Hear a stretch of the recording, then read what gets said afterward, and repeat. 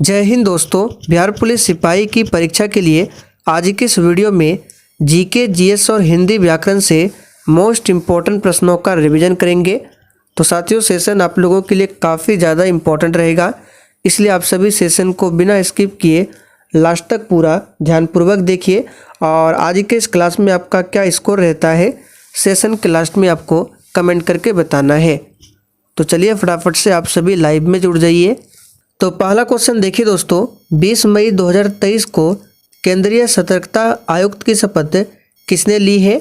सभी ऑप्शन को ध्यान से पढ़िएगा और आंसर करने के लिए आप लोगों को नीचे लाइव चैट का ऑप्शन मिल रहा होगा, इसलिए प्रत्येक स्टूडेंट को नीचे लाइव चैट में अपना अपना आंसर देना है।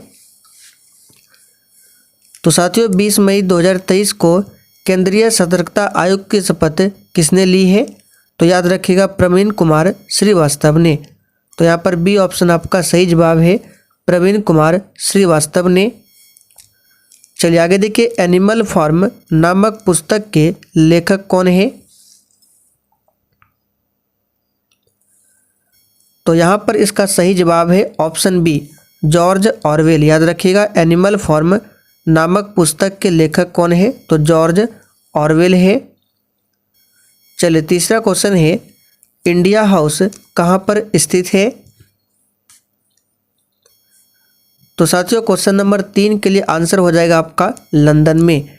इंडिया हाउस कहाँ पर स्थित है? लंदन में है। और इंडिया हाउस की स्थापना 1905 में किया गया था। किसने किया था? तो श्यामजी कृष्ण वर्मा ने। निम्न में से कौन सा एक शेष दूसरों से मेल नहीं खाता है?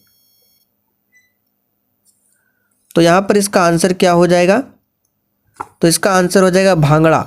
देखिए, भांगड़ा, कथकली, कुचिपुड़ी और भरतनाट्यम में जो भांगड़ा है ये शेष तीनों से मेल नहीं खाता है, क्योंकि कुचिपुड़ी, कथकली, भरतनाट्यम शास्त्रीय नृत्य है, जबकि भांगड़ा क्या है? तो ये पंजाब का लोक नृत्य है। संकेताक्षर NHRC का फुल फॉर्म क्या है? तो सिंपल सा क्वेश्चन है, NHRC का फुल फॉर्म क्या हो जाएगा? तो यहाँ पे इसका आंसर हो जाएगा D option, national human rights commission. ये NHRC का फुल फॉर्म है। याद रखिएगा, NHRC की स्थापना कब होती है? तो 1993 में। याद रखिएगा। और NHRC का वर्तमान में अध्यक्ष कौन है? तो अरुण कुमार मिश्रा है। Choose the passive voice of the following sentence. यहाँ पे दिया गया है एक्टिव वॉइस सी हेल्प्ड मी, इसका पैसिव बनाना है। तो सी हेल्प्ड मी, इसका पैसिव क्या बनेगा? तो याद रखिएगा, आई वाज हेल्प्ड बाय हर, ये उसका हो जाएगा पैसिव वॉइस। यहाँ पे देखिए ट्रांसलेट करना है, एकता में बल है। तो सिंपल सा क्वेश्चन है, इसका आंसर हो जाएगा यूनिटी इज स्ट्रेंथ, इसका हिंदी होता है एकता में बल है। औरंगजेब ने किस सिख गुरु की हत्या करवाई थी? तो साथियों, औरंगजेब ने सिखों के नवे गुरु तेग बहादुर की हत्या करवाई थी। याद रखिएगा, 1675 में। ध्यान रखेंगे कब? तो 1675 में। और सिखों के 5वें गुरु, नाम याद होगा आपको, गुरु अर्जुन देव। इनकी हत्या किसने किया था? तो जहांगीर ने। याद रखिएगा, 1606 में। निम्नलिखित विद्वानों में से हड़प्पा सभ्यता का सर्वप्रथम खोजकर्ता कौन था? तो यहाँ पर इसका सही जवाब है, दयाराम साहनी ने 1921 में हड़प्पा सभ्यता की खोज की थी। हड़प्पा रावी नदी के तट पर बसा हुआ है। निम्नलिखित में से किसने लखनऊ में सन 1857 के विद्रोह का नेतृत्व किया था? तो लखनऊ में पूछा जा रहा है, इसलिए इसका आंसर क्या हो जाएगा? तो याद रखिएगा, बेगम हजरत महल ने लखनऊ से नेतृत्व किया था 1857 की क्रांति का। याद रखिएगा, वीर कुंवर सिंह ने कहाँ से किया था? तो इन्होंने बिहार से किया था। याद रखिएगा कि कहाँ से किया था? तो बिहार से। सौर प्रणाली की खोज किसने किया था? तो साथियों, सौर प्रणाली की खोज किसने किया था? सिंपल सा क्वेश्चन है, यहाँ पर आंसर हो जाएगा कोपरनिकस ने सौर प्रणाली की खोज की थी। वास्तविक शब्द में कौन सा प्रत्यय है? तो साथियों प्रत्यय कहाँ पर लगता है? तो किसी शब्द के पीछे लगता है प्रत्यय और किसी शब्द के आगे लगता है उपसर्ग। तो वास्तविक में कौन सा प्रत्यय है? तो याद रखिएगा इक प्रत्यय है। कटोरे में दही जम गई, इस वाक्य में किनसे संबंधित अशुद्धि दी गई है? तो यहाँ पे देखिए इस वाक्य में क्या हो जाएगा, तो इसको सबसे पहले सही करेंगे। तो कटोरे में दही जम गई नहीं होगा, दही जम गया होगा। तो यहाँ पर जो है लिंग संबंधित अशुद्धि दिया गया है, यहाँ पर गई नहीं होगा, गया होगा। स्वाधीन शब्द का संधि विच्छेद करें। और साथियों सेशन पसंद आ रहा है तो आप सभी सेशन को साथ में लाइक जरूर करते चलें। तो स्वाधीन का संधि विच्छेद हो जाएगा स्व जोड़ आधीन, याद रखिएगा स्व जोड़ आधीन। हजारी प्रसाद द्विवेदी द्वारा रचित पाठ कौन सा है? और साथियों आप लोग डेली क्लास को अटेंड कीजिए। क्लास का टाइमिंग है डेली रात 8 बजे से, और इसके साथ आपको डेली शाम 7:30 बजे की क्लास को जरूर देखना है। शाम 7:30 बजे की क्लास में भी हिस्ट्री से टेस्ट सीरीज स्टार्ट किया गया है, और ये जो क्लास है आपको मेरे दूसरे चैनल पर मिल जाएगा। तो यहाँ पर हजारी प्रसाद द्विवेदी द्वारा रचित पाठ कौन सा है? तो नाखून क्यों बढ़ते हैं। अति चालकता उत्पन्न होती है जब पदार्थ, तो साथियों अति चालकता उत्पन्न होती है जब पदार्थ अति निम्न ताप तक ठंडा किया जाता है। यहाँ पर डी ऑप्शन आपका सही है। किस पिंड का वेग समरूप कहा जाता है जब, तो यहाँ पर क्वेश्चन नंबर 22 के लिए आंसर क्या हो जाएगा? तो इसका यहाँ पर आंसर हो जाएगा ऑप्शन सी, याद रखिएगा किसी पिंड का वेग समरूप कहा जाता है जब वेग का मान और दिशा दोनों अपरिवर्तित हो। तो यहाँ पर सी ऑप्शन याद रखिएगा। और वेग की बात करें तो वेग कौन सा राशि है, सदिश है कि अदिश है? तो वेग सदिश राशि है। वेग का मात्रक होता है मीटर प्रति सेकंड। गायरोस्कोप किस सिद्धांत पर आधारित है? तो साथियों गायरोस्कोप से क्या किया जाता है? तो इसका उपयोग होता है घूर्णन एवं कोणीय वेग ज्ञात करने में। और ये किस सिद्धांत पर आधारित है? तो कोणीय वेग संरक्षण के नियम पर काम करता है। आगे देखिए लोकसभा अध्यक्ष अपने कास्टिंग वोट का प्रयोग केवल करते हैं। तो लोकसभा का अध्यक्ष अभी वर्तमान में कौन है? तो ओम बिरला है। और लोकसभा का अध्यक्ष अपने कास्टिंग वोट का प्रयोग केवल करते हैं। तो यहाँ पर इसका सही जवाब होगा जब वोट बराबर बराबर होने के नाते, यानी टाई होता है। तो यहाँ पर डी ऑप्शन आपका सही जवाब है। और लोकसभा अध्यक्ष का चुनाव कौन करता है? तो लोकसभा सदस्य। चलिए आगे देखिए, भारत की प्रभुता, एकता और अखंडता की रक्षा करने और उसे अक्षुण्ण रखने के मूल कर्तव्य को किस स्थान पर रखा जाता है? तो तीसरे स्थान पर रखा जाता है। किस स्थान पर? तीसरे स्थान पर। भारतीय संविधान सभा में कुल कितनी महिलाएं सदस्य थी? चलिए क्वेश्चन इंपॉर्टेंट है, पूछ सकता है। तो हमने आपको पहले भी बताया था भारतीय संविधान सभा में टोटल कितनी महिलाएं थी? तो याद रखिएगा 15 महिला सदस्य थी। यहाँ पर पहला ऑप्शन आपका सही जवाब है। संविधान सभा की पहली बैठक कब होती है? 9 दिसंबर 1946 को। संस्कृत ग्रंथ जाम्बवंती कल्याणम निम्न में से किसकी रचना थी? तो साथियों जाम्बवंती कल्याणम याद रखिएगा किसकी रचना थी? तो सही जवाब है कृष्णदेव राय की। बाबर ने प्रसिद्ध तुगलमा नीति का प्रयोग सर्वप्रथम किस युद्ध में किया था? तो ये क्वेश्चन इंपॉर्टेंट है, पूछा जाता है, याद रखिएगा पानीपत के प्रथम युद्ध में किया था, जो कि 21 अप्रैल 1526 को हुआ था बाबर और इब्राहिम लोदी के बीच में। खानवा का युद्ध पूछा जाता है जो कि 1727 में हुआ था। घाघरा का युद्ध 1529 में हुआ था। इन सभी को ध्यान रखेंगे। रंजीत सिंह किस मिसल से संबंधित थे? तो साथियों रंजीत सिंह जो है सुकरचकिया मिसल से संबंधित थे। यहाँ पर पहला ऑप्शन आपका सही जवाब है सुकरचकिया। किसे आधुनिक भारत का जनक कहते हैं? तो यहाँ पर इसका आंसर हो जाएगा राजा राम मोहन राय को, याद रखिएगा। भारतीय पुनर्जागरण का जनक बोला जाता है राजा राम मोहन राय को। इन्होंने 1828 में ब्रह्म समाज की स्थापना किया था और 1815 में आत्मीय सभा की स्थापना किया था। निम्नलिखित विद्रोहों में से किसको बंकिम चंद्र चटर्जी ने अपने उपन्यास आनंद मठ में उल्लेख करके प्रसिद्ध किया? तो क्वेश्चन नंबर 42 के लिए आंसर हो जाएगा सन्यासी विद्रोह। सन्यासी विद्रोह की शुरुआत 1760 के दशक में प्रारंभ हुआ था, याद रखिएगा। सिजगी क्या है? तो सिजगी क्या है? तो देखिए, सूर्य, पृथ्वी तथा चंद्रमा जब एक ही सीधी रेखा में स्थित होता है तो इसी स्थिति को कहा जाता है सिजगी। कौन सा देशांतर प्रधान याम्योत्तर के साथ मिलकर ग्लोब पर वृहत वृत्त का निर्माण करता है? तो यह है 180 डिग्री देशांतर। निम्नलिखित में से किस महासागर की लवणता सबसे अधिक है? और याद रखिएगा 1 डिग्री देशांतर को पार करने में कितना समय लगता है? तो 4 मिनट लगता है, यानी 1 डिग्री देशांतर 4 मिनट के बराबर होता है, याद रखेंगे।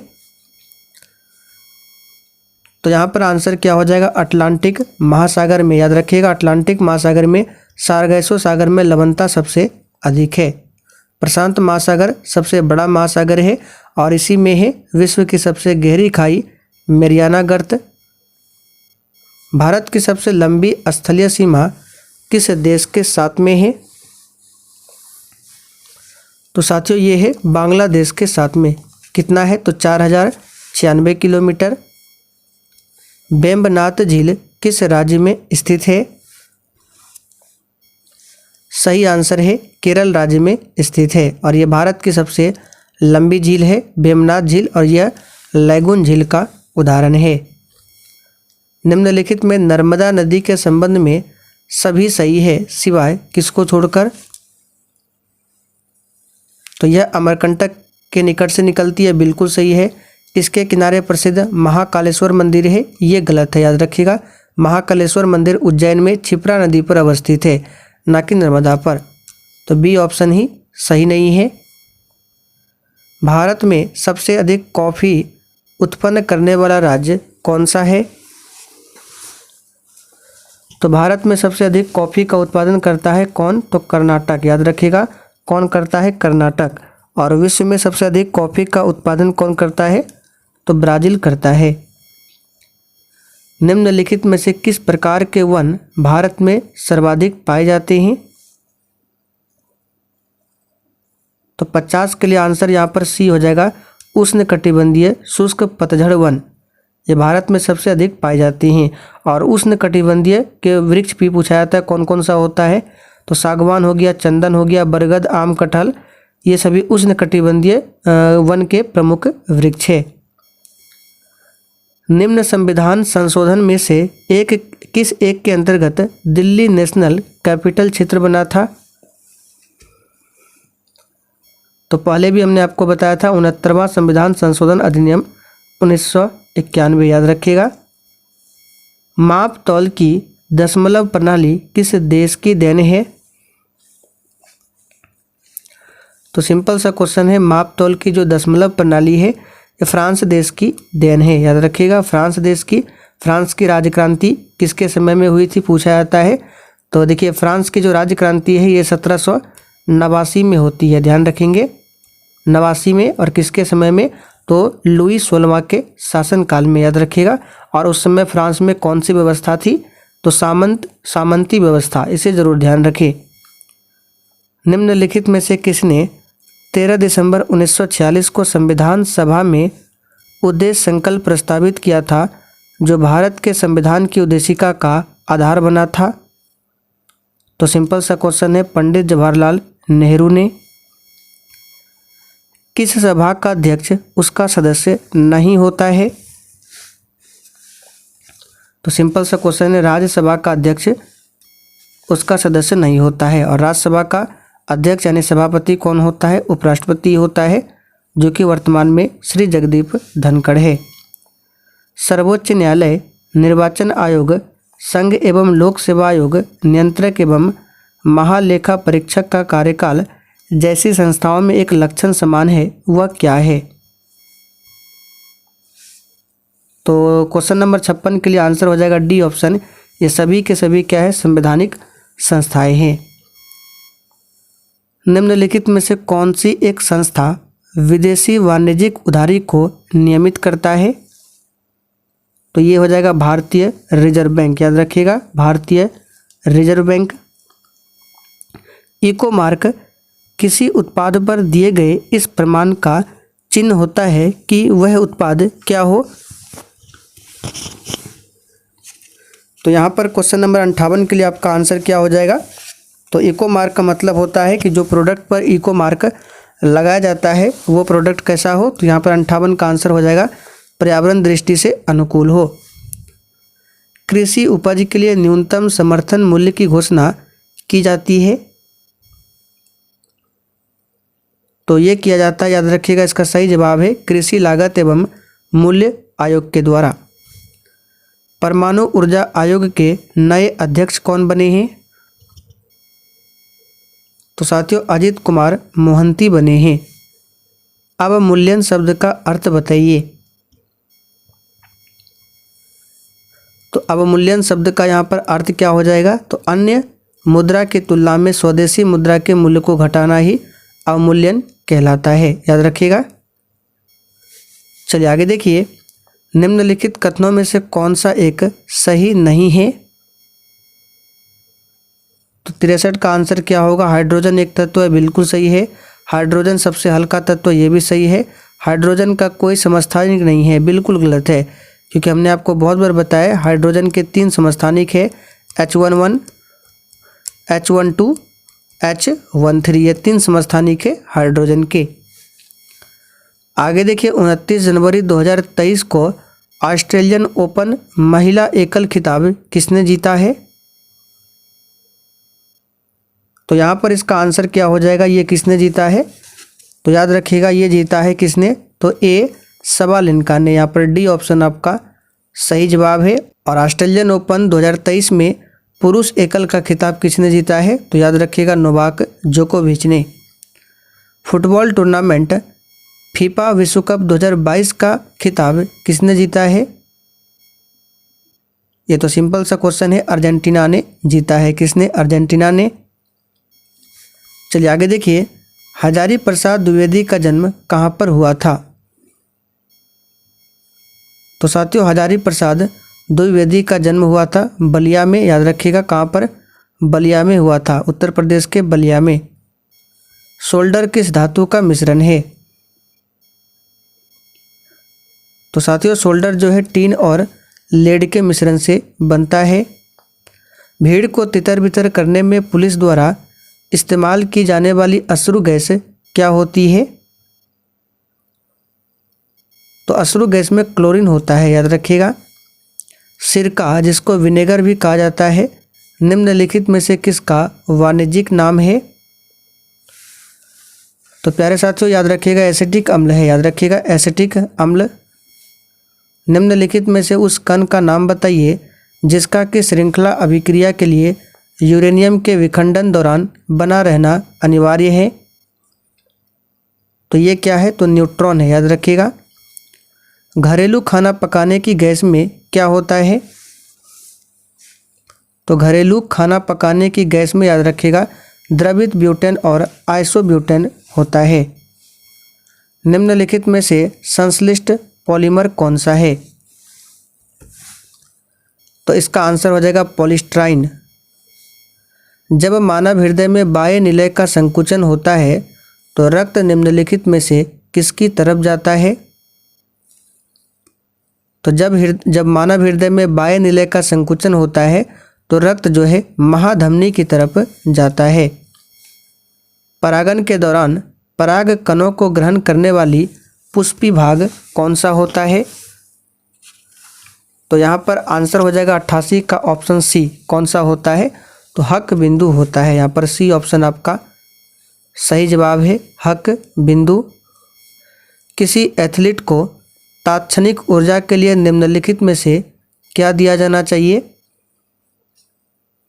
सही आंसर है कार्बोहाइड्रेट्स। निम्नलिखित संयोजन में से कौन सा विषाणु यानी कि वायरस मानव के संक्रामक है?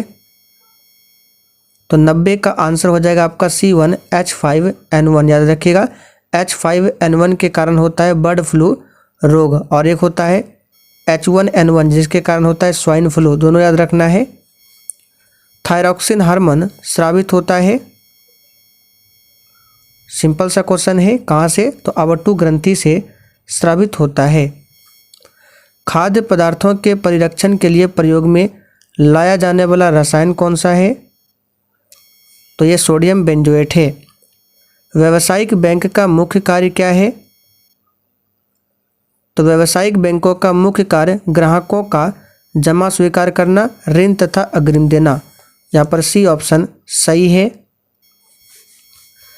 आगे देखिए, वैश्वीकरण से बिहार के किस उद्योग को प्रोत्साहन मिला है? सही जवाब है पर्यटन से। आज का आखिरी क्वेश्चन है, बाजार के नियम का प्रतिपादन किसने किया? तो ये क्या है? JB से ने। यहाँ पर सी ऑप्शन आपका सही जवाब है। तो साथियों, आज के लिए इतना ही। अब आप लोग कमेंट करके बता दीजिए आपने आज के इस क्वेश्चन में, आज के इस प्रैक्टिस सेट में कितने क्वेश्चन सही किए हैं। तो चलिए आज के लिए इतना ही, तब तक के लिए जय हिंद।